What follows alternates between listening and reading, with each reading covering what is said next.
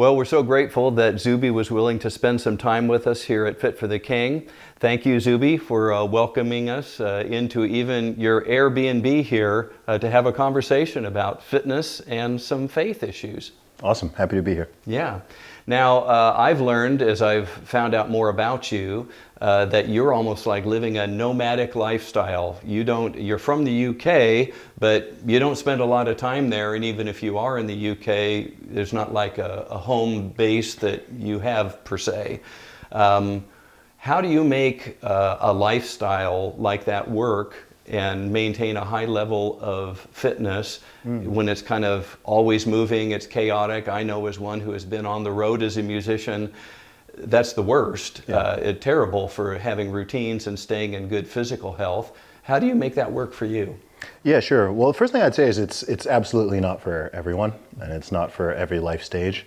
But for where I am right now in my personal and professional life, it makes sense for me. I think even if I had a home base, I wouldn't be spending a lot of time there because I've got so many bookings and events in different cities and countries. So even if I had a home base, I wouldn't be there so much. And so for the time being, I'm just, the reason I decided to make that move actually was in mid 2021 when stuff had, with all the pandemic fallout and all the lockdowns and restrictions and chopping and changing, a time came where I was just like, you know what, I need to get out of the UK. Long term, I never planned to live in the UK permanently anyway, but it was kind of the straw that broke the camel's back. I was just feeling very disillusioned with the country and directions that things were going, and I felt that given the position I've been able to put myself in, fortunately, I'm totally location independent. I'm not reliant on being in any one particular city or country for my income or livelihood or anything like that. So I was like, let me just go off on this adventure. I had a bunch of bookings in the US anyway. So I came out here. At the time, I didn't have a US visa. So I spent a few months here, and then I went to Mexico, back to the UK. I went to Turkey. I was just traveling around all over. And so for the past year and a half, I've been on an adventure for well over a year and a half, for over a decade, but I've been on this sort of new, completely nomadic adventure for some time. It's not a forever thing, but it makes sense for the time being. So it's kind of interesting that you felt kind of oppressed in some ways in the UK, and I'm going to guess you came here because maybe you saw some hope or a place you could live with maybe more freedom or liberty or something. I'm kind of told that we're following after that as fast as we can to see if we can turn ourselves into something more like Europe. Does that concern you, or do you think there's hope here that we can still hang on to some of the liberties and freedoms that we have? Yeah, well, I think there's absolutely always hope, and I think with all these things, it's important to always maintain perspective and gratitude. So you used an interesting word earlier. You said oppressed. And I think that the pandemic restrictions were certainly oppressive in various countries by proper definitions. I mean, telling people that they're not supposed to go outside, or they have to do this, or be forced to close their business, whatever it is.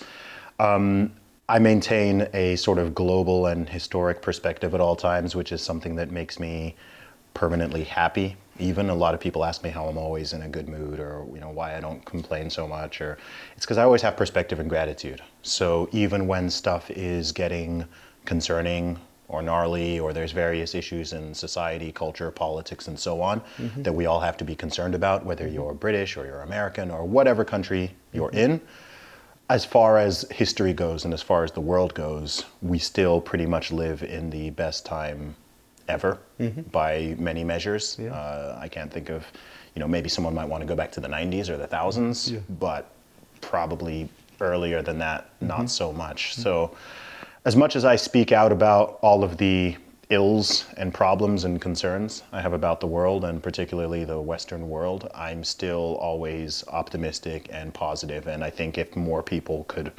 recognize just how good we have things. If you live in 2023 in a Western country, especially in the USA, then you've won the lottery multiple times, essentially, not by any of your doing, but you're in a very blessed and fortunate position.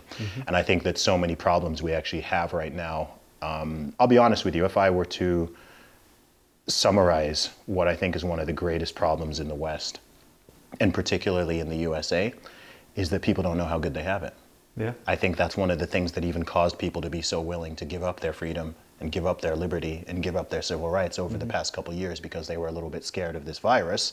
I think if people truly understood the fights that it took to achieve and maintain that level of freedom and liberty and civil rights and fairness, Wouldn't give it up then so they wouldn't quickly. give it up so easily. Yeah. I just think that people have become very complacent, and when people are complacent, they lose vigilance. And when you also are complacent, you lose gratitude and you lose perspective.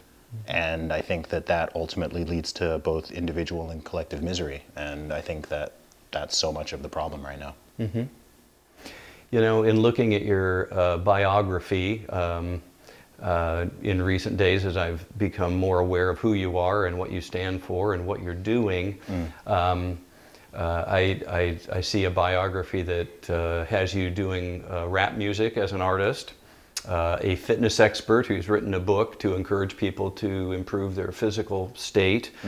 You've gotten very involved in the political talk shows and different, even people who wouldn't be considered conservative, but you seem to be consistently speaking from a conservative or libertarian kind of a viewpoint to issues that are going on culturally and politically. And it also has on there, Zuby is a Christian. Yeah. What does that mean? Is that you grew up in Saudi Arabia? Does that mean you're a Christian because you're not a Muslim? Or what does it mean when it says Zuby is a Christian? It means that Zuby believes that Jesus Christ is the Son of God who came down from heaven, died for our sins, and was resurrected. It means I believe in I do my best to follow Jesus. I'm not perfect with it. I come from a Christian family. I come from a family of faith. Not just my immediate family, but my wider family. I'm from a very, very large... In Nigeria? My family background's originally from Nigeria. Okay. My family is Igbo. And as far as I know, everyone in my family is a Christian. And so, I was raised in the faith. I was raised going to church every Friday, not Sunday, because I grew up in Saudi Arabia, so the weekend is Thursday and Friday, not Saturday and Sunday. Obviously in Saudi Arabia, there's no church buildings per se. So I used to go to church either in the school gymnasium or in the theater. That's where the services were held in the small community that I lived in. And obviously, as you get older, when you get into your teens and early adulthood, I think any intelligent and rational person, you're going to, number one, encounter all sorts of different belief systems. A little pushback. Yeah, but you're Make it your own. also, but you're also going to, question, okay, what do I myself really believe? Okay, I was raised this way, but am I just swallowing this from my parents and what I've been told as a kid, or is this something that I truly believe in? And I think that's, for any person of faith, regardless of your religion, I think that's it's a constant journey and a constant battle, perhaps now more than, I don't want to say now more than ever, but now more than ever perhaps in recent history, because Battle lines are drawn, things are a little more obvious. Yeah, and there's a culture war going on. I mean, I think if you're a Christian or any person of faith in a place where that's the vast majority of the population, then it's kind of easier. It's kind of easy. It's just go with the flow. It's the norm. Whereas now, there has been a decline by any measure of religious faith in my country, in the USA, across the West. There are fewer people who identify as religious or as Christian. There are fewer people who are going to church. There are fewer people, even being willing to speak about God, or let alone speak about God positively and publicly. And so with this increased secularization, I think it creates new challenges. I think also for certain people, and an interesting trend I've noticed actually, especially over the past 7 to 8 years, as someone who speaks to online millions, but in the real world thousands of people in person and across all these different cities and countries, is I've actually found that even the friends and acquaintances that I have who consider themselves atheists or did consider themselves atheists, a lot of them are warming to either I know a few people who have gone from atheism to Christianity over the last few years, but I also, at a minimum, I'm finding that people are being less hostile towards religion, and at least from a sort of pragmatic, shall we say, perspective, they've become more open-minded and at least understanding of the value of it, and perhaps what happens when it's rooted out of society. I've even spoken to people who, themselves self-identify as atheists, who themselves would say that they would rather live in a country with a lot of Christians, or that they consider themselves. It goes better for them there. Yeah, right. Tolerance is a two-way street in that neighborhood. Yeah. I just think things have become so debased and degenerate in various ways. If you're seeing a lot of the ideas that are being pushed out and things that are being promoted and ideas that are being pushed and other ideas that are being forgotten. And I think we're seeing that a nation, that a society can't just run off the fumes of these ideas, that if you unmoor and unroot it from those ideas and values, that quite quickly you descend into, a form of metaphorical hell.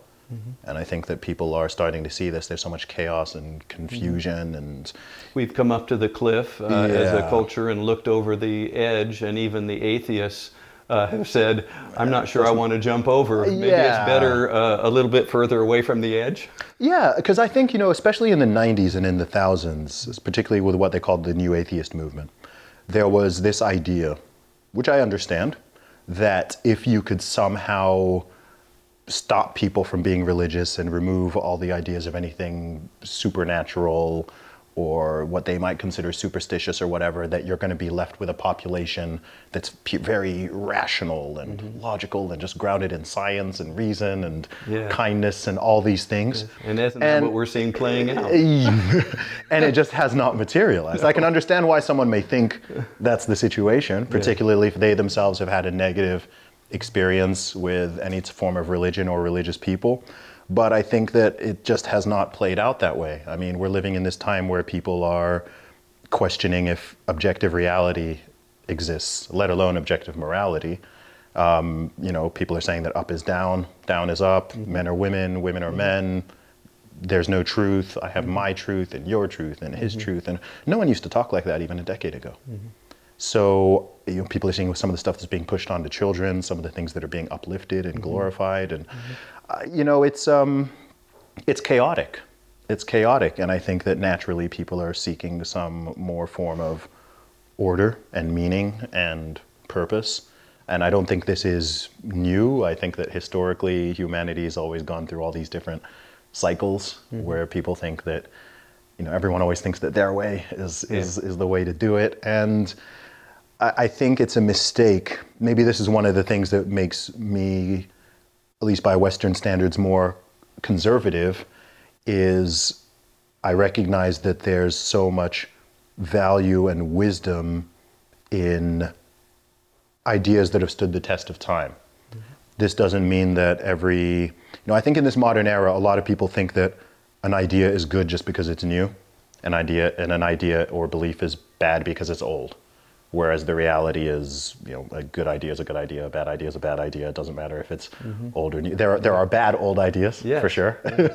But if something has stood the test of time for centuries or millennia, there's probably a good reason for that. To give an obvious example, I say this as someone who's not married yet, but say the institution of marriage. Okay, so all across the world, all these different societies, cultures, nations who were disconnected from each other, somehow over the course of all this time, pretty much every society and nation has worked out that marriage is good, right? And this is the right structure to have and raise children. For the future of a civilization. Yeah, right? So whether you're in China or Japan or parts of Africa, South America, North America, Europe, everyone worked out, okay, this is the best way to structure society. Of course, over those thousands of years, they tried all different types of things. Right? They tried all different ways of doing it. Oh, maybe we don't need. And so it's kind of funny to me when people now in this era they're thinking that, oh, I'm smarter than everyone who came before me. I'm smarter than all these billions of people. I'm going to just deconstruct and dismantle the whole thing and come up with my own way of doing it. And I'm going to prescribe that. And I think that's going to be better than that old school marriage bunk. We don't need that anymore. And number one, it's incredibly arrogant to just think, oh, okay, you think you dude have the you just know more than all these billions of people. How well have you thought this through? And again, you see the real world results of it, regardless of someone's belief systems. Right. You can just see like the proof is in the pudding. You just say like, okay, how is this actually working out? This experiment that you're running. Let's look at this group of people. Let's look at that group. Who is happier? Who's more content? Who's more fulfilled? Who has higher rates of depression? Who's got, who's earning more? Like whatever metric you want to look at, and you can see, oh, okay, maybe maybe on multiple reasons there are good reasons for this particular idea or this particular institution. I use marriage because I think it's kind of an obvious example, but it goes for lots of different things that people might consider more traditional, or just, I would argue, just normal. So yeah, it's we live in strange and interesting times, but it gives us a lot to talk about. Yes, and to that end, I want to commend you as, what do you care about my commendation? But I want to commend you as just somebody from the cheap seats looking on at what you're doing and saying that as I see you on very large platforms, speaking about everything from politics to music to fitness topics, you don't like wear your faith on your sleeve and lead with that card as something that's patently obvious in the sense of you're trying to proselytize people or whatnot. But it's very obvious to me, as one who is watching interviews and listening to things, that that was very likely the case, and that being a Christian was more than just some kind of a window dressing or, I want to be in the States and aren't people Christian here? I probably better fit in or something, or I'm not Muslim and so I must be Christian. So anyway, from somebody who's looking on, I want to say good job, because I can tell in your demeanor, in a settled joy about things, even as you discuss difficult topics, in your language, in the way that you present yourself, that comes through. Good. And that's a great thing. And so that makes a great ambassador. And as we talk about in Fit for the King, we do talk about our role as ambassadors, and oftentimes that we kind of stumble on that a little bit in the physiological way, because we put some barriers up to people of imbalance and lives that are even maybe riddled with addiction at some level. And people can just see it looking at us that something is wrong, and yet we want to talk to them about purportedly something that has radically changed our life, has freed us from everything, given us, total purpose, and yet sometimes something about our physiology can put the lie to that and say, really? You're really free? There's nothing that you're not addicted to anything, and you're ready to engage this kingdom mission wholeheartedly, because it looks like you're mostly ready to sit in a Barcalanger and Netflix and chill. Well, I think some of the best proselytizing, to use that term, is just, the truth is, as human beings, we see how other people live and act and behave. And I think for a lot of people, it can be confusing or off-putting if someone is purporting to believe one thing, but then they're acting and behaving in a very different way. And it can be hypocritical sometimes. I want to come to a point that you just raised there, and it's something that I have actually been asked about, especially privately, about the fact that I don't necessarily sort of outwardly brand myself as like a Christian rapper or a Christian content creator or anything like that. And I've had people say, there are some people who think I should, and say, oh, you should bring that to the fore more. And I don't. Maybe one day I will. But there's a couple reasons why I've never really taken that approach. And one of the big ones is there's probably two big ones. Number one is the concern about just preaching to the choir, right? So if as a musician, for example, whether you're a singer or you're a rapper or whatever, if you explicitly brand yourself as a Christian rapper or a Christian hip hop artist, then it makes it easier to reach out to people who are already Christians, because they'll just see, oh, okay, that registers with what I already believe. But I think it creates an unnecessary barrier from people who you can reach with a message and who you can still help and uplift and motivate and inspire, but maybe they themselves don't identify as Christians, but they just see that label. For example, if there were a rapper out there who explicitly brands himself as a Muslim rapper, I myself might be like, oh, well, I'm not a Muslim, that's not for me. Yeah. Right? You just, it's a very quick mental filter, and you're just like, oh, okay, that's not for me. But if it was just a person creating their art and they happen to be of that faith or religion, and some of that is in their music and they're happy to talk about it or whatever, then you're not kind of closing people off immediately. And I know with me and my mission and my purpose, of course I want to reach people who are Christians, but I want to reach everybody who is open-minded, right? My explicit goal is not to necessarily, there are plenty of people who their explicit goal and their mission in life, and I believe God has put this in their hearts, is to go out and to bring people directly to the gospel and to Jesus.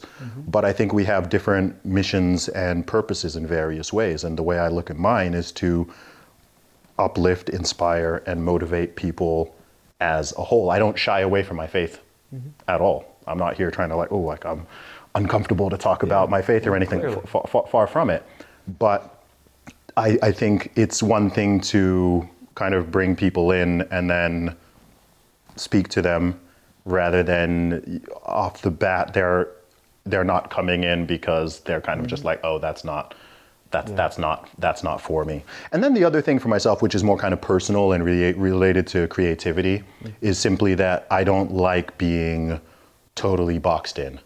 So I make thematically. I make a lot of different types of music, and a lot, my songs are all different. Some of my songs, very clearly someone would listen to them and be like, oh, this guy's a Christian.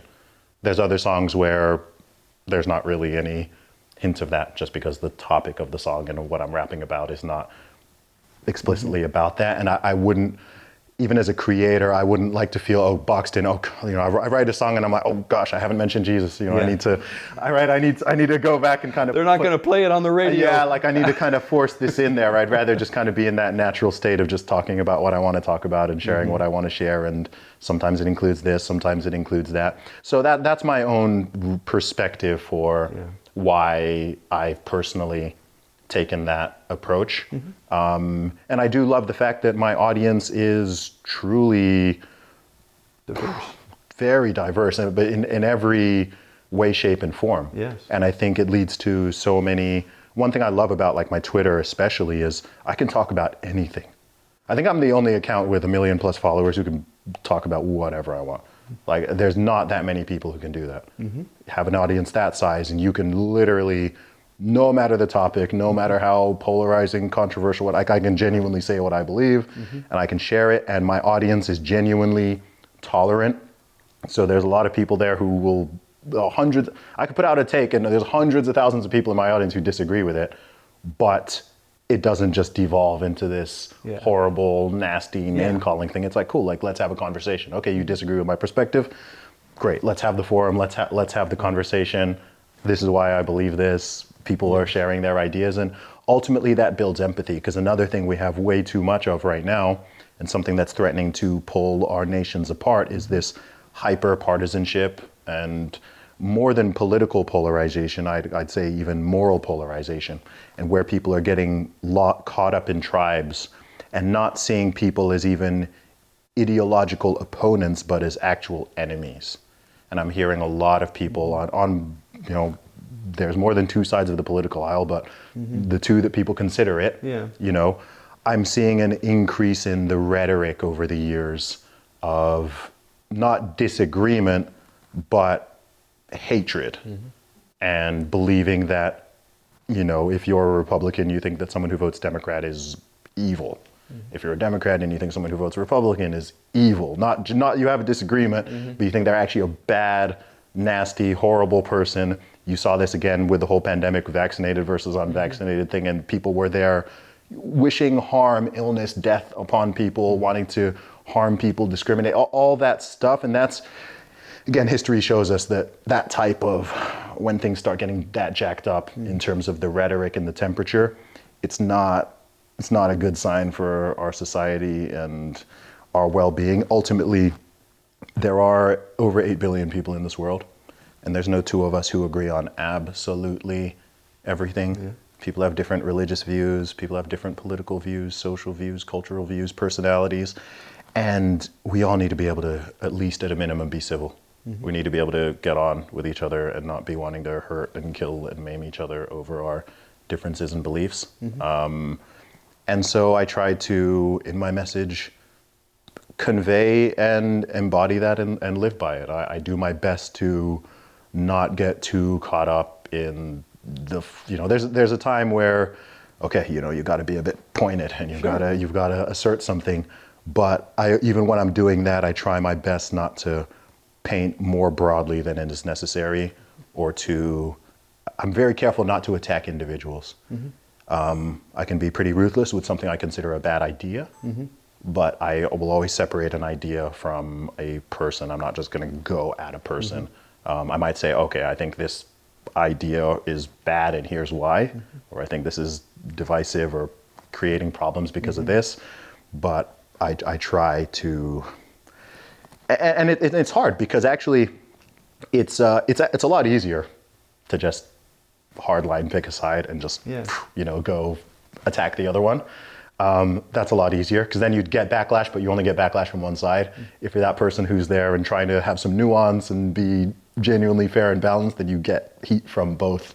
You get heat from every single angle because you're still getting heat from, the quote unquote other side, but then even people who are more aligned with you, you're not saying all the things they want you to say in exactly the way they want you to say it. Right. So then they'll start attacking you and so on. But I do my best to kind of sit above some of it. Maybe along the lines of you were able to look at things with a Christian worldview and perspective that you see it's actually not even the person that's in front of you that's disagreeing or has a wrong take or an immoral or whatever unbiblical viewpoint, but that there's something behind that is actually controlling what that person is. They're captive to something that can help take that personal animosity toward the individual away, because you're able to see, look, you're just kind of a tool here. Yes. Is that part of that? I think that's a part of it.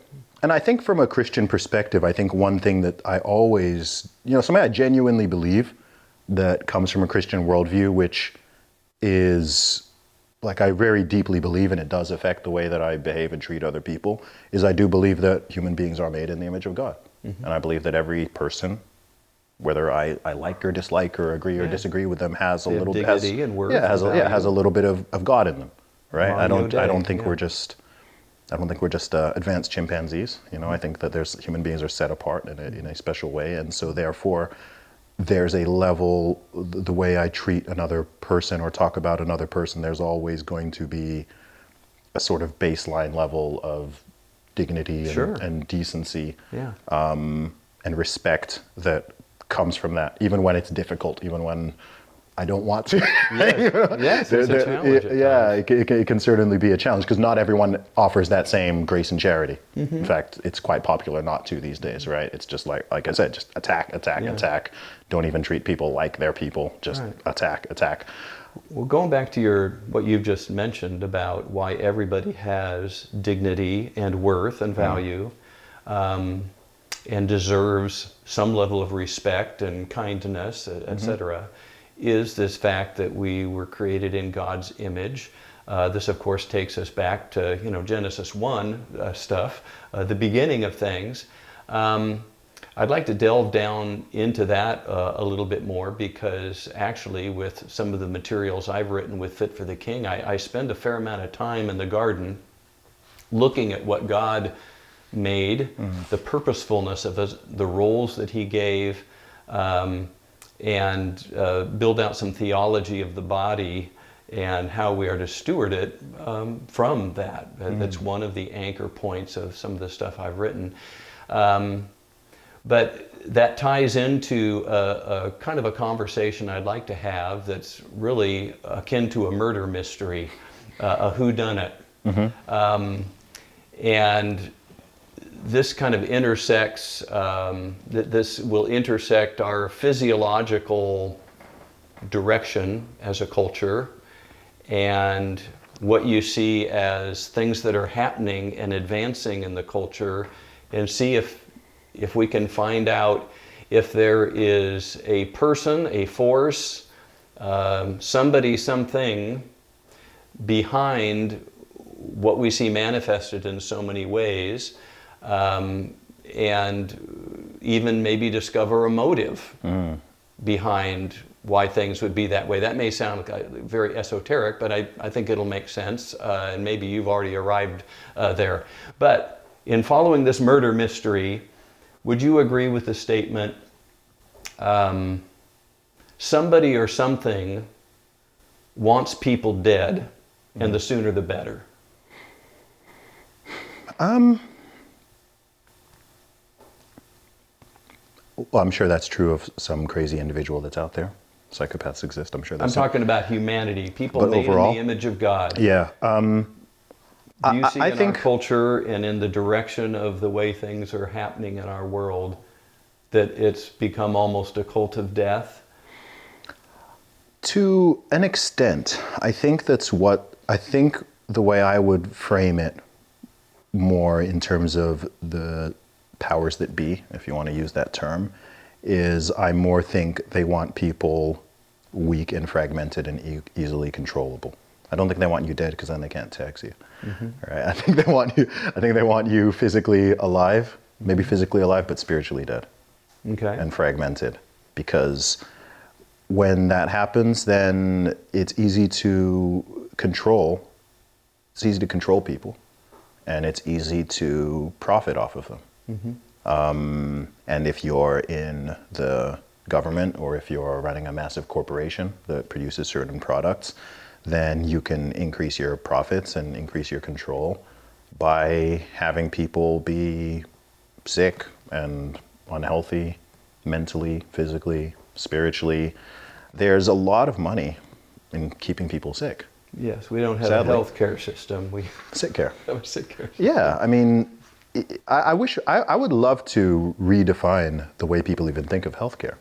As far as I'm concerned, 99% of healthcare is your responsibility. Right? By the time you're seeing a doctor or you're going to a hospital or whatever, like, that's emergency healthcare. Right? Yeah. So what people call healthcare is really emergency healthcare. Right? Your healthcare is your nutrition, your diet, how much sleep you're getting, how much water you're drinking, how much you're exercising. That's healthcare. That's you taking care of your health, and that's on you. Yeah. The onus is on you. Right? So therefore, the majority of healthcare is free or low cost. Now, when people talk about healthcare, they're talking about hospitals, they're talking doctors, nurses, medicines, treatments, surgeries. That's like, okay, something's actually gone wrong already, and now you need that. On a day-to-day level, you're in charge of your own healthcare. And I think if we could actually look at these things more holistically and get people out the mindset, this shows how heavy the programming is, because people have been programmed to believe that health is about pharmaceuticals and doctors and medical interventions and drugs and treatments, whereas it's not. That's, again, that all falls into the emergency category, that all falls into the sick care category. In most years, thankfully, I normally go to the doctor 0 times. Oh, come on, the annual physical. I don't do those. Am I supposed to?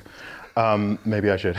But I know You're getting up there now. You're not a kid anymore.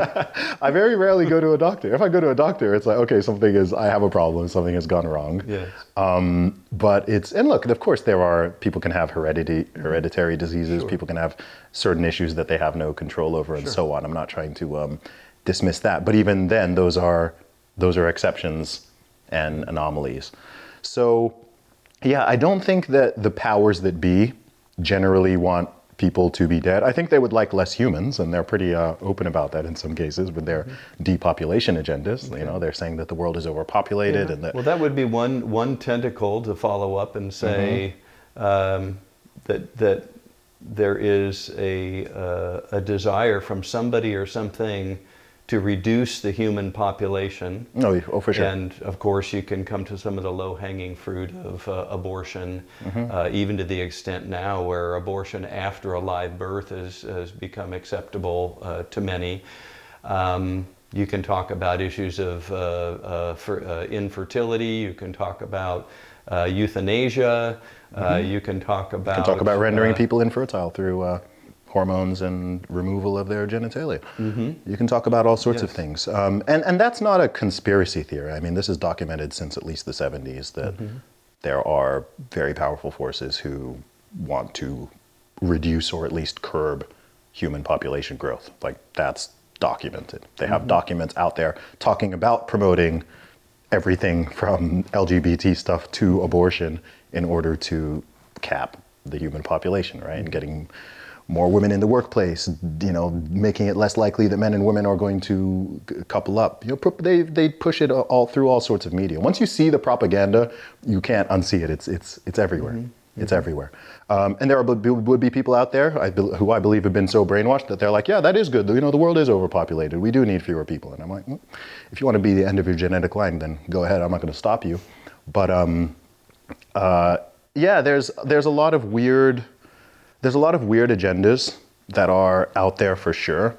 I think whether or not someone thinks that it is planned or that it is just kind of a natural progression, again, I think most people who are paying attention, they can at this point at least they can see it. They're just like, what is going on here? Like, why is 10 years ago X wasn't being promoted? Why is that being pushed so heavily? Why are they trying to teach little children about certain things? Why is drag queen story time a thing? That wasn't a thing when I was a kid. Why do we suddenly need dudes dressed in women's clothing reading to children? Like, why is all of this a thing, right? There's people asking all these questions. And I think that's good, which is why, as I've said on many podcasts, I actually believe that we have passed peak woke. I think that the pendulum swing back towards a sane center has begun and will continue in earnest. I think that a lot of these ideas that are being pushed over the past decade, because 2012 is really when things seem to really accelerate in terms of the nuttiness. And I think people are getting tired of it. People are getting fatigued with all of these things, from the gender stuff to the racial stuff to the trans stuff to this, all these victimhood narratives, all this divisiveness, all these bad ideas that are being pushed out there. They're not gonna stop in their tracks, far from it. But you're gonna continue to see increased pushback from people on all different levels, whether that's parents at parent-teacher conferences, to people who are politicians, to media figures, to YouTubers, social media influencers, whatever, to just, you know, people in their schools and colleges and workplaces saying, actually, you know what, I don't want to put pronouns in my bio. Like, leave me alone. You're going to see increased pushback, so I think that's good. So the original premise I threw out is that somebody or something prefers death to life and prefers an early death to a long life. I would throw out another premise that says that if this person or thing or force cannot kill you, it wants you to live the most unproductive, worthless, meaningless, anxiety-ridden, depression-ridden life possible. And to the extent that that is or isn't possible, it wants to take the image of God in which you were created and wants to deface it and twist it and abuse it as much as possible. Do you see that playing itself out through things like, well, just even the obesity problem we have and the body positivity movement that we have? Things that in previous history we would say that's almost against nature. That's not self-preservation is not a part of that. That isn't even in your own self-interest, and yet you're doing that to yourself.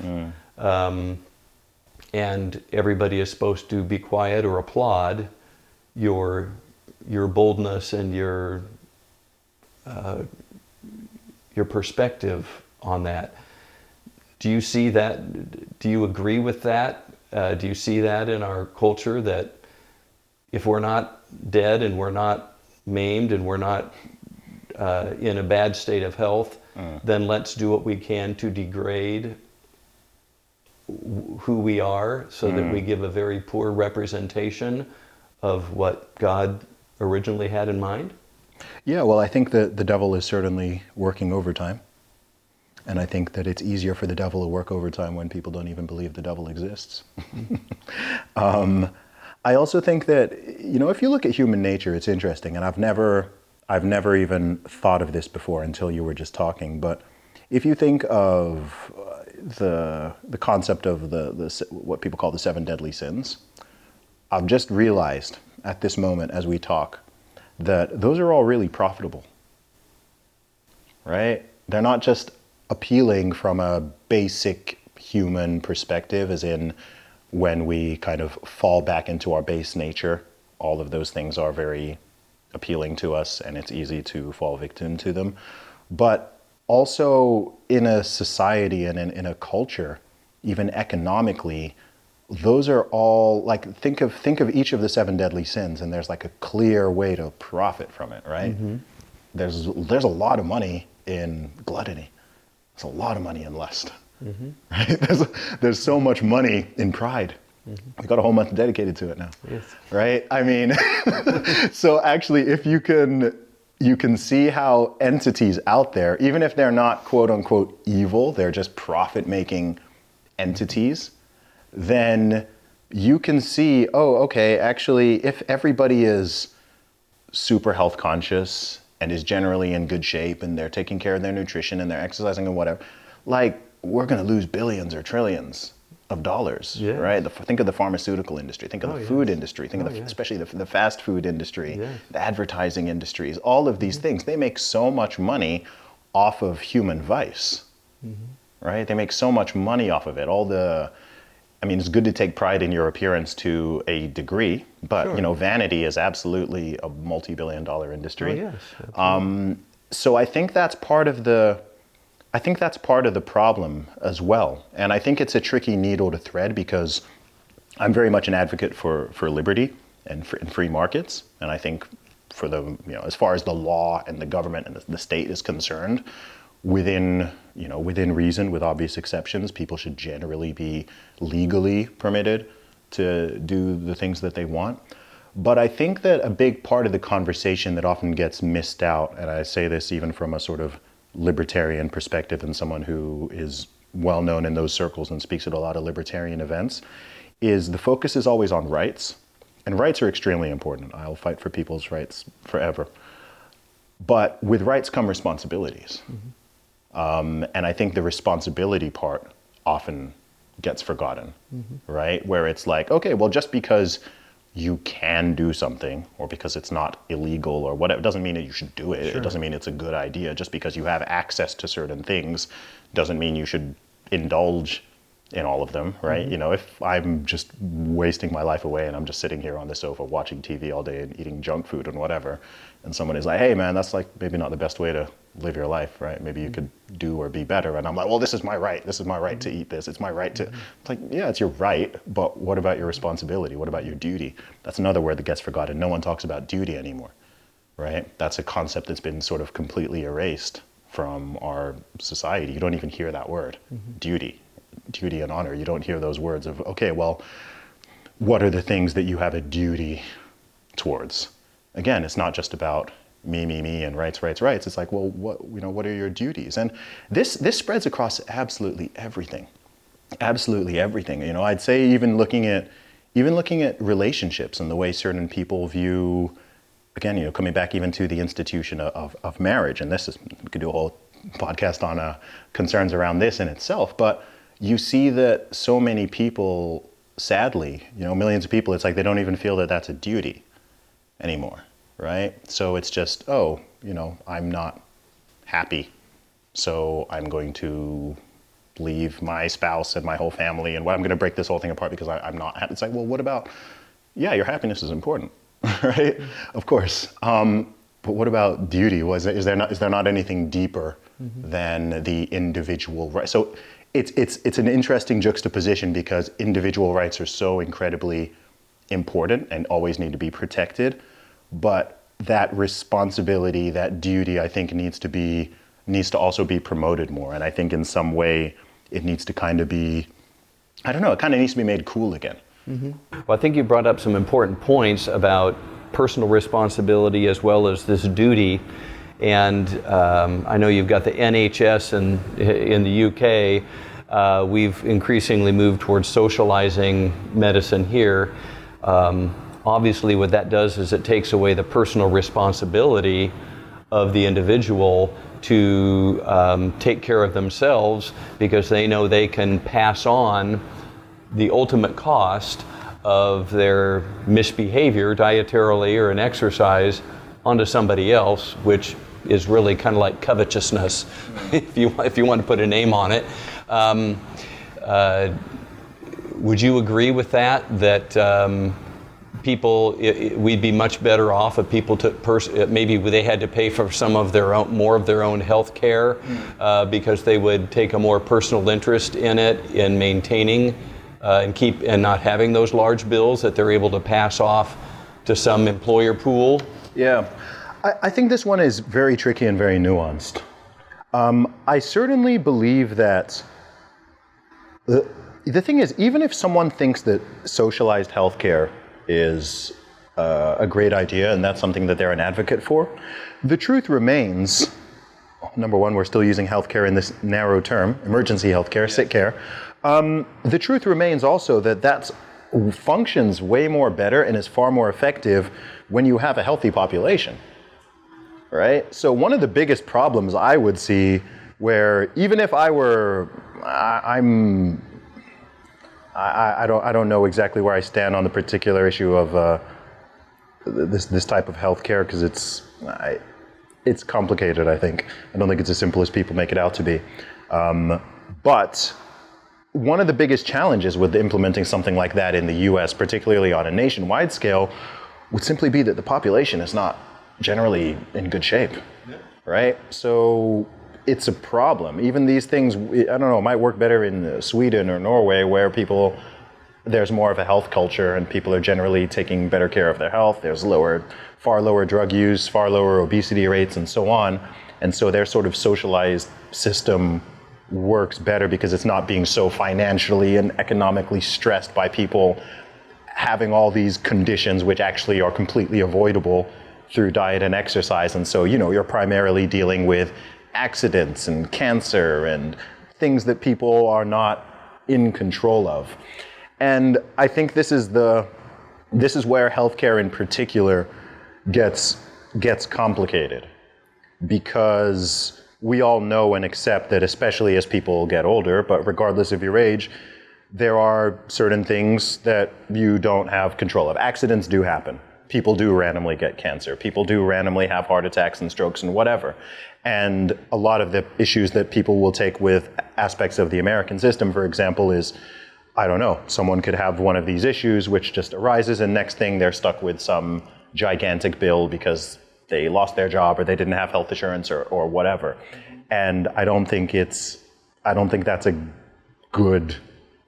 should happen, right? That's not a great situation. On the flip side, you also have millions of people who are eating themselves to an early grave, and they're indulging in drugs and alcohol and cigarettes, and they're doing all this stuff, just being very, very reckless with their behavior, which is creating this issue and then creating additional burden, financial and in terms of time and energy, which they could have avoided, and now everyone else has to subsidize it. And that's why this is one issue where I don't have a hardline stance on it at all. I'm from the UK.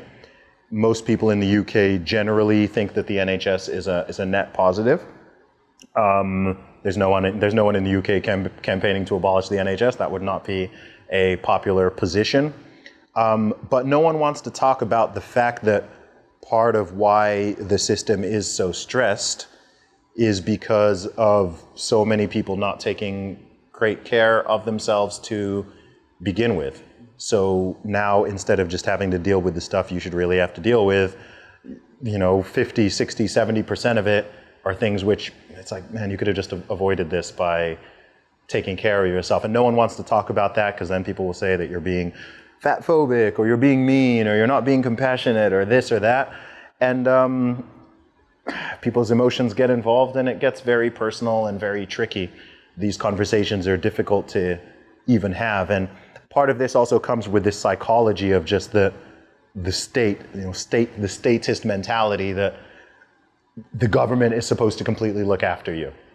All right, that's not my belief. I don't believe the government is supposed to look after you. I believe it's supposed to function in a very narrow, particular set of things and do those well, and then leave you to do the rest and leave other entities to do the rest. But I'm seeing this increasing idea of looking to the government as a first port of call for absolutely everything. Oh, my finances are bad. Where's the government? My health is bad. Go to the government. I'm having troubles with this. Where's the government? Everything, government, government, government. And that's also not surprising. We've talked about the decline of the religion, but also if you think about the familial breakdown that's taken place and the fact that so many people do not have strong ties to their own family or even their own parents, let alone their own community, and they're not really plugged into various communities, then it doesn't surprise or shock me that someone would look up and look at the state and look at the government, look to the politicians and say, hey, you need to fix this, you need to fix this, you need to fix this. But the truth is that even if these entities genuinely, I don't believe they genuinely want to help people all that much, but even if they did, they can only do so much. They can only do so much. Even if you had a truly, truly benevolent mayor or governor or even president or congressperson who genuinely, like an angel, like they really want to help everyone. They want to be, they still can only do so much, right? Even if you had the best person in the world as president, I mean, they can't follow you home to your pantry there's, to your... there's 340 million people in this country. Yeah. Right? Like one person, one guy, one gal is not going to make or break you. Like they can't. If most people think of all the problems that you have in your life, like the person who can solve them is you for the most part, right? It's not some politician who doesn't even know your name. It's generally gonna come down to yourself. Again, physically, mentally, spiritually, financially, relationships, your career, whatever it is. It's not Joe Biden or Trump or the beloved Obama or anyone who's going to fix that stuff for you. You've got to just take that responsibility and be like, okay, cool. These are the things I want to work on. And also, to me, that's really empowering. I think it's so empowering. I think one of the best things about, being a man, maybe being a person as you get older is progress. Right? Getting better in various ways, right? Okay, I was here before and now I'm here and I put in the work and I got this reward and I built this from here to here. I created this from that. That's satisfaction far too few people have. Yeah, it's so rewarding. And with my message, I really want to encourage and inspire more people to do that because I see what it's done in my own life, even in fitness. Like I weighed more 20 years ago than I weigh now. I'm 36 as we record this. When I was 16, I weighed 20 pounds more than I weigh now at 16. So, you've gone the exact opposite and then some of most of culture. Yeah. But that's needless to say, my body composition and strength levels and fitness levels are very, very different. And I did that. I could have just spent the last 20 years, never working out and just eating trash and balloon up to 300, 400 pounds or whatever. And then, oh, my genetics are bad.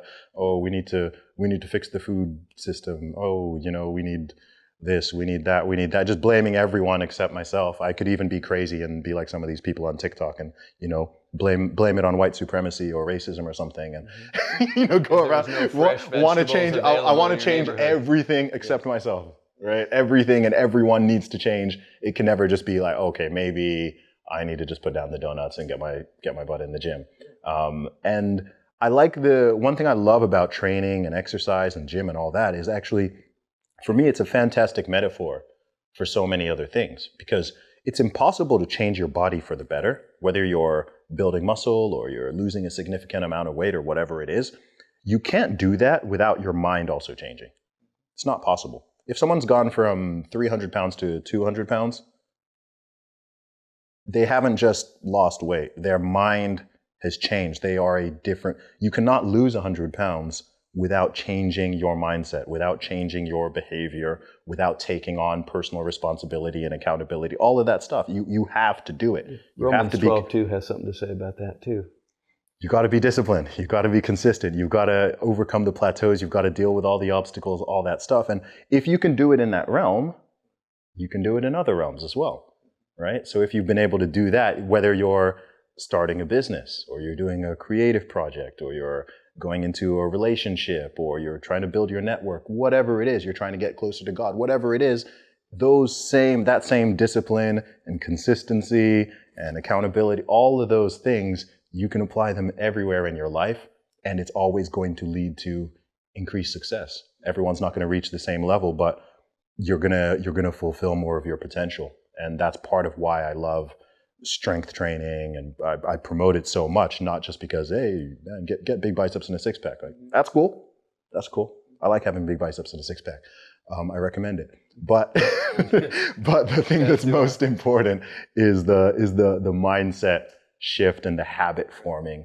And also, if you have these positive habits, another thing that's important, and now that I think of it, is also that it also keeps other things at bay. Because the thing is, as human beings, we're all creatures of habit. Like, you're going to have habits. It's going to shove some other things out the door. Yeah, you're filling it up. Yeah, exactly, right? If you're in the gym, you're not eating fiddle faddle on the on the couch. Yeah, right. If you are doing something productive and constructive, and you're working on some type of mission, then you're not engaging in destruction. And I think that men in particular are always building or destroying. We're always building or destroying on an individual level and on a collective level. This is true all throughout history. You look at things being built and constructed and creative, it's like, okay, cool. Like, some men did that. Look at the destruction and the war and mayhem and killing. Men also did that, right? So I think that it's hard to even stay neutral, right? If I had a day and I just sit here on the sofa and I don't do anything, that's actually destructive. I'm not actually staying the same. My body is regressing. My mind is regressing. Like, you have to keep moving even just to stay in place. It's like a treadmill. Not a good metaphor. I feel like there's like a rap lyric there somewhere.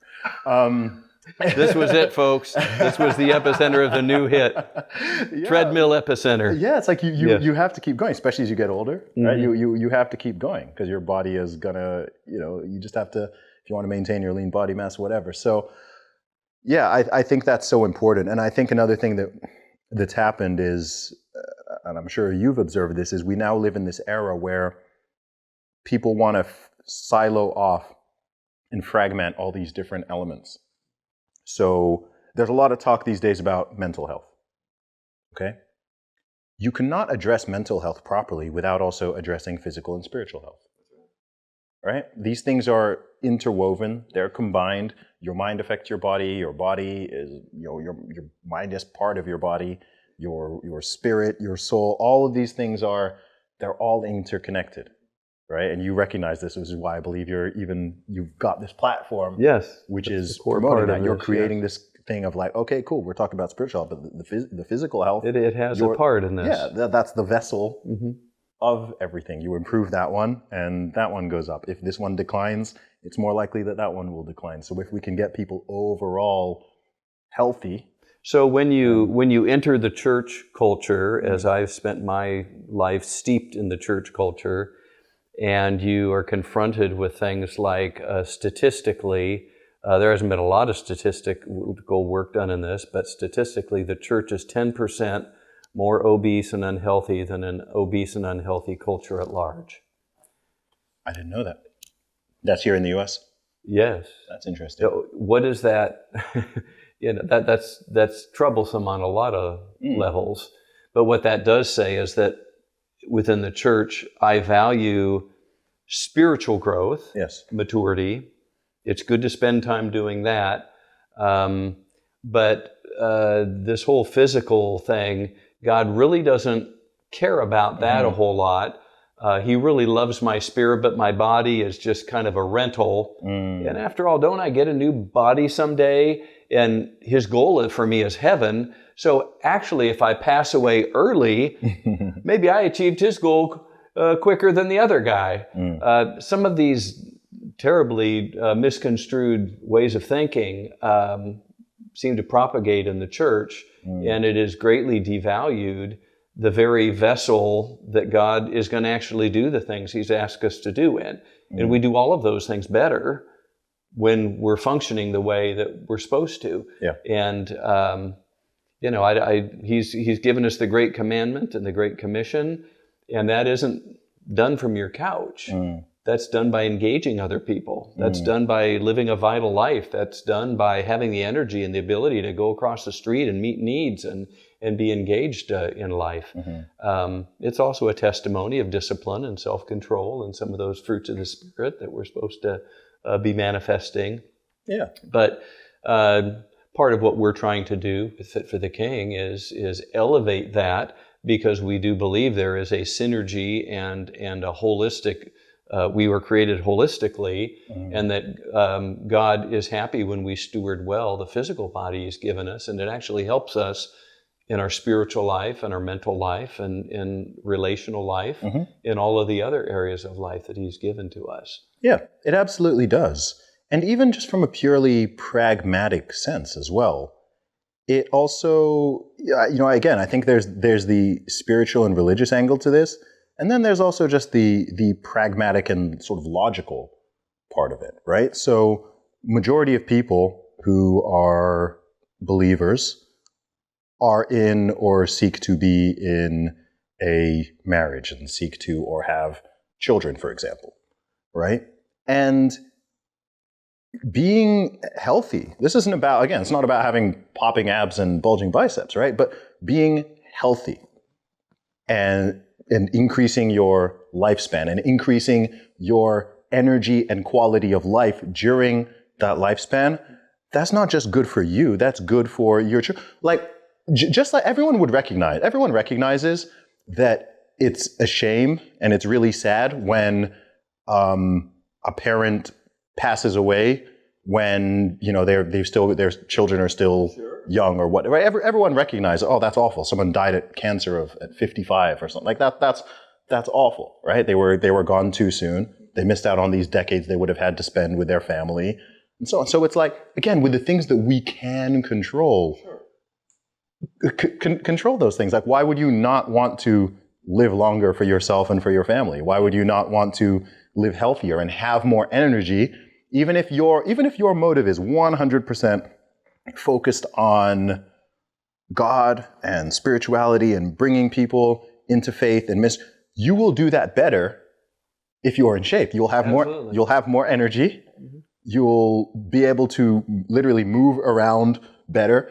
When people see you physically in space, they're going to, because look, regardless of what anybody says, and I'm going to say something that might be controversial to some people, but regardless of what anyone says, when people look at you and they see your physique and how you carry yourself, your posture, your dress, everything, right? Same reason you don't wear rags when you go to church, right? The whole package. People form an assumption and make a judgment based on that, right? There's a reason why a pastor or a politician or a movie star, whatever, they care about their appearance. They make sure that their hair is nice. Like, you're not going to go watch the TV and the person reporting the news is looking sloppy and they're badly dressed. Why? Because we pay attention to that, and you're more likely to pay attention to authority and have more sort of respect for the individual if you can see that they care about how themselves are. And our physical bodies also represent that. Someone might think that that's not fair, or I don't like that. You might not like it, but it's just the truth. And we all do it. People will deny that they do it, but everyone does. We all know that even just what people wear, right? When people dress differently, you have a different social interaction. You form different assumptions. If I go out there on the street and I dress like I'm homeless, right? And I'm wearing tattered up clothes, like they're dirty, whatever, my beard is all disheveled, people are going to look at me and be, oh, this guy is homeless, poor. I'm not, right? Yeah. But people are going to form that opinion. If I put on a police officer uniform, people go, oh, excuse me, officer. Like, I need to, I'm like, hey, I'm not a police officer. Well, you're dressed like one. Yeah. Right? So people form these assumptions. So I'd say for all these reasons, even if you're in that position of leadership, then again, if you living by example, just like that type of person will live an example in their, You might call it in their life. ambassadorship. Yeah, You're representing somebody. Yeah, it's a fantastic word, actually. You're a constant ambassador for all these things. So just like you should be, mindful of your behavior and your words and the actions that you're doing because you're an ambassador and you're representing what you believe in, it goes through and through. And the truth is as well with this stuff is it's very simple as well. Right? It's not even, we're not sitting here saying, oh, you need to become an elite power lifter. You need to. The Zuby plan is a 50-step march. Yeah, you need to. We're not saying you need to, be a pro athlete level, and you need to be training for 30 hours a week, and you need to, have all your meals prepped and do this and hire this and this person. It's pretty basic. It's really basic stuff. Most people don't even exercise regularly. So that's a beginning, right? If you don't exercise regularly, start exercising regularly. Most people don't do any form of strength or resistance training. It's like, just get started. You don't need to, first. You don't need to break a 500, 600 pound deadlift, but get going. You should be able to do, if you're a man, you should certainly be able to do a few pull-ups. You should be able to, knock out several dozen push-ups. You should be able to, run a mile in a certain length of time. Just basic standards. Through most of human history, these were foregone assumptions. Yeah. Today, it's like, well, you must really be into fitness, or to be able to think you could do that.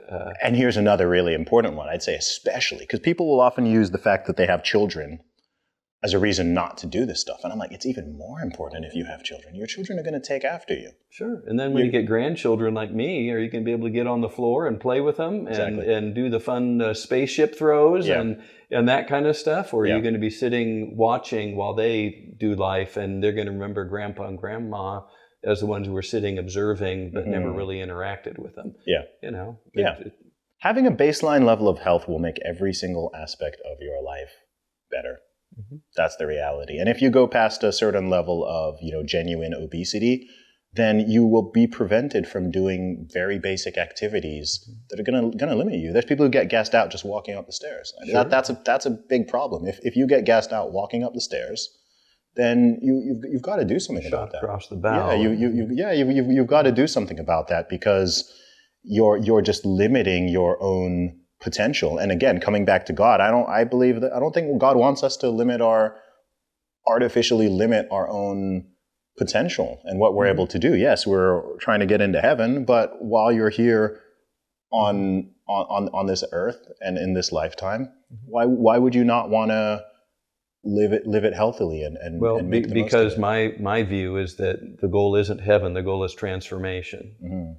And if the goal is transformation unto the likeness of Christ, which I believe Scripture says is the goal for every Christian, then modeling a life that is visibly transformed in every way, in the software as well as the hardware, is the right path to take. If our view is, well, the goal is heaven, then we're going to perhaps do things of our own hand that are going to help us arrive there quicker than we might have otherwise. But I view transformation as being God's goal for our life and His purpose for our life. And that includes the physical body. It doesn't just include our spiritual life. Yes, of course, if we're impatient, He wants to see us become more patient. If we're covetous, He wants us to become satisfied. If we're greedy, we need to be generous. He wants to see those transformations happen in our life.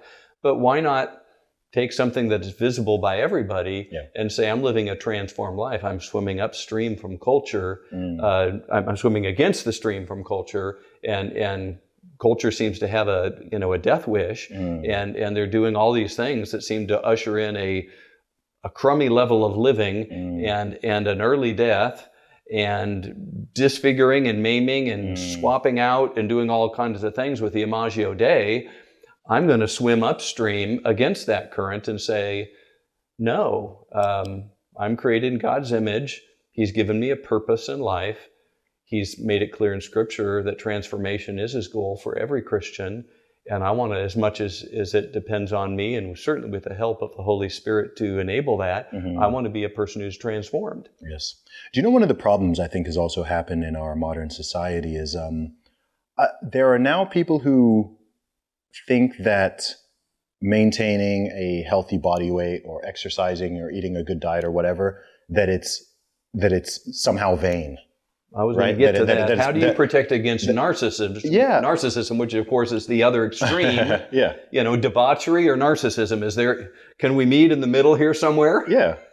Well, I think that if the focus remains primarily on health, then it's kind of hard to be. Maybe. Yeah, and look, again, I fell in love with like bodybuilding and then powerlifting, whatever. Like when I was a teen, right? Like I care about my aesthetics. I care about what I look like, right? However, the health and, like I said, and the mental benefits and all that is far more important. So it might be vanity that gets you going, right? There might be what the world would sell you at the get-go. Sure.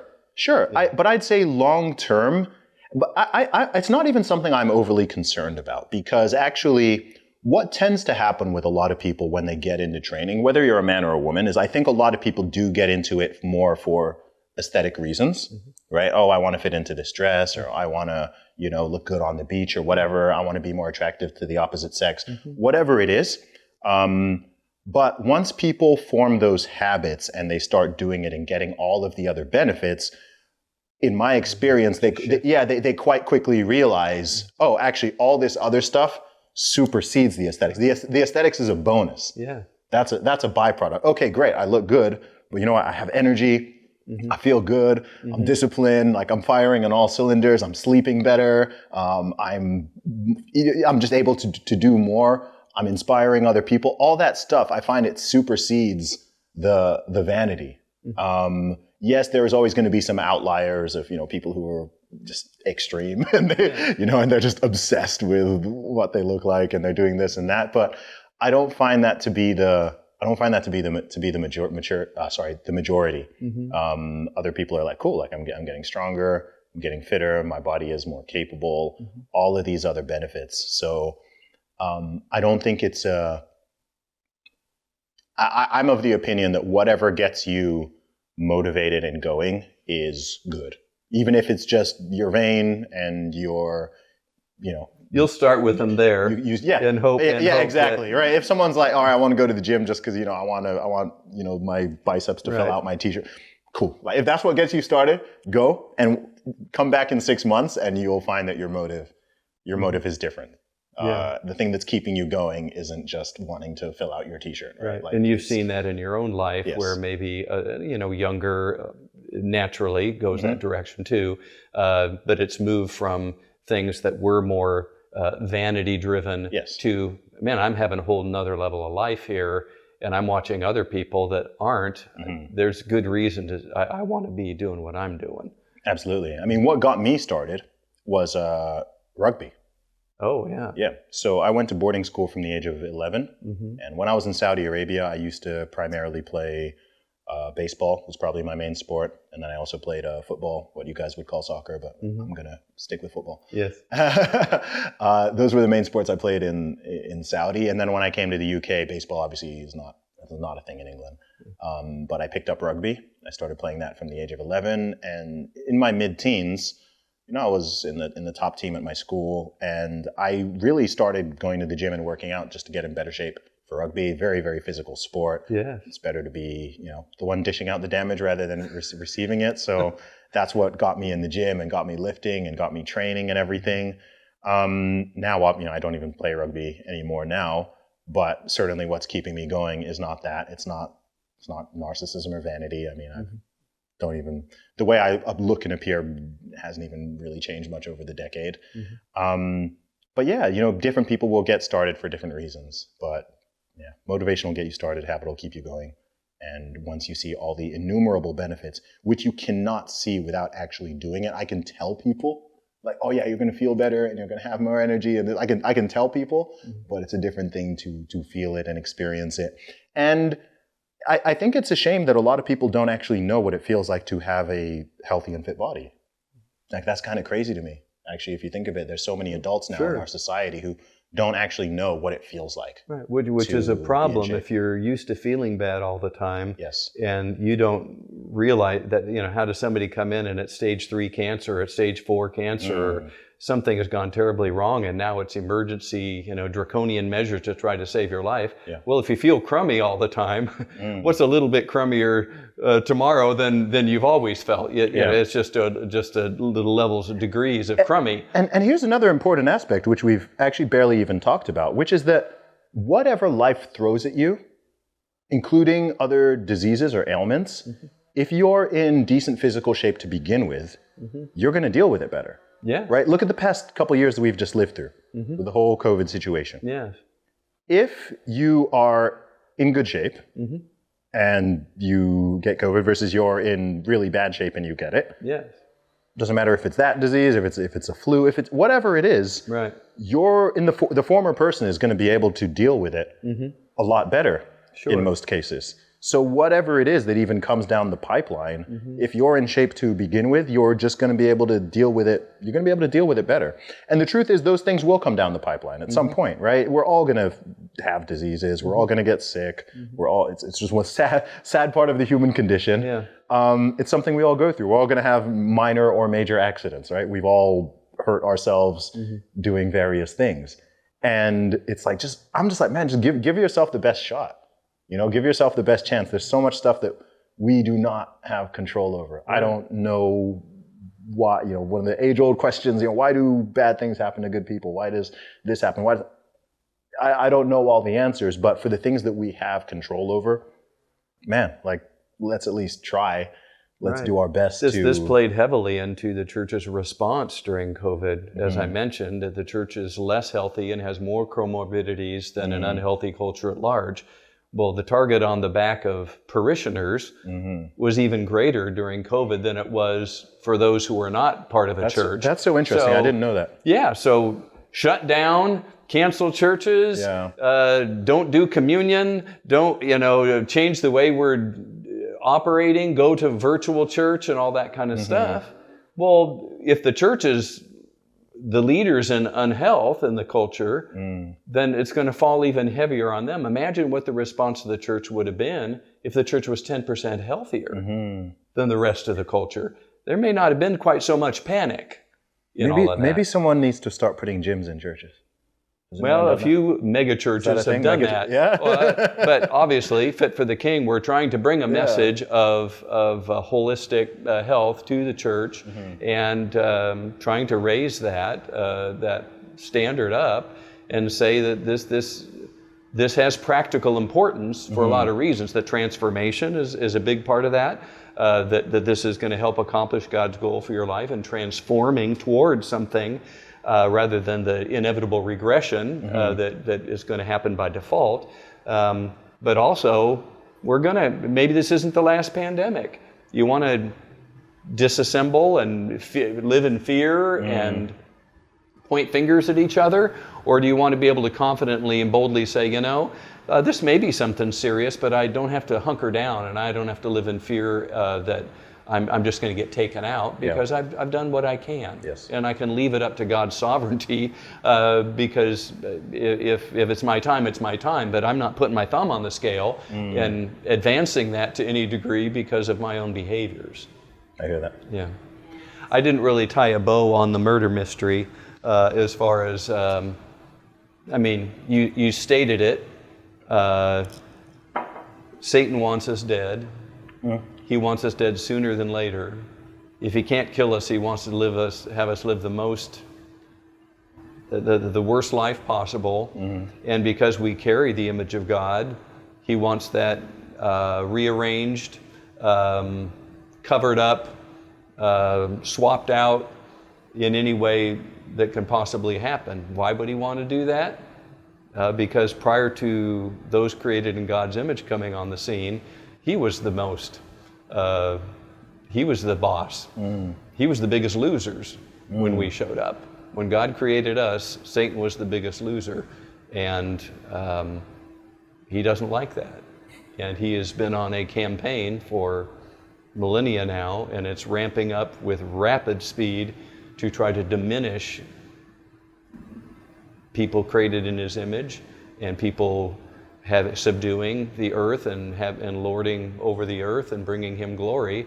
He wants to diminish that as much as possible, and he's working through our cultural institutions, and he's working through our disconcern for dietary care, and even at times seemingly working through the church to de-emphasize something that is really critically important, and we're suffering some terrible consequences for it. Yeah, this is an aspect where rebellion is good. You know, rebelling against these tides of the these tides of the society and culture that are trying to, you know, pull us all into this overweight, over anxious, over depressed, over medicated society, over frightened.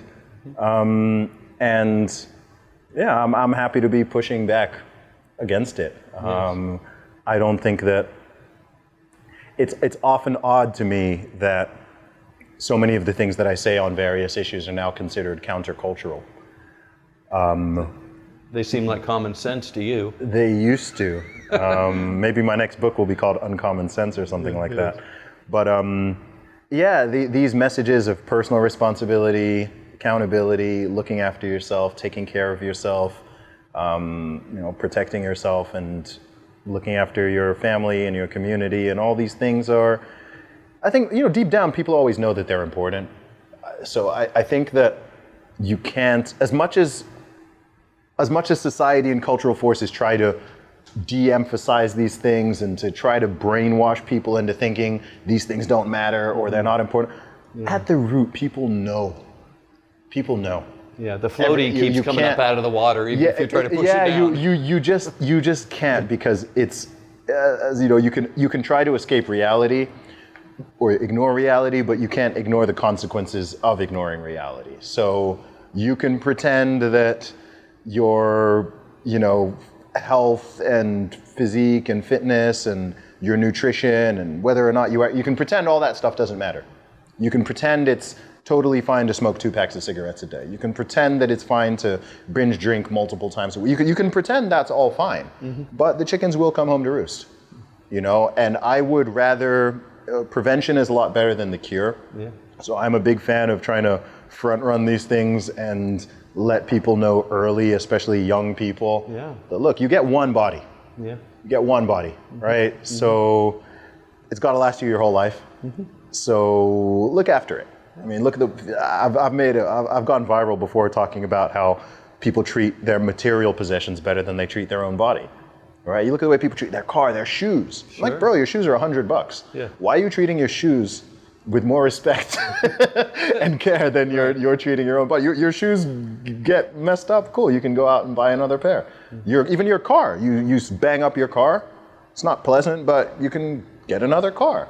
Even if your freaking house burns down, you can, you know, as long as you're okay and you're still alive, you know, other houses are available. But if you destroy your body, if you create a catastrophic failure within your own body, it's very, very difficult to come back from that. So just treat it with respect, treat it with the care and love that you should. You know, don't just say my body is a temple, actually treat it like one. No, there's an idea. Yeah. People say it, but do it. There's a practical aspect to that, isn't there? Yeah. Well, Zuby, I appreciate your time. You've been very generous, and we wish you all the best, and hope that we continue to see you, your star rise and your viewpoints heard, and that you'll have a new album coming out soon with a song about treadmills or something. Thank you, David. I appreciate it. Yeah.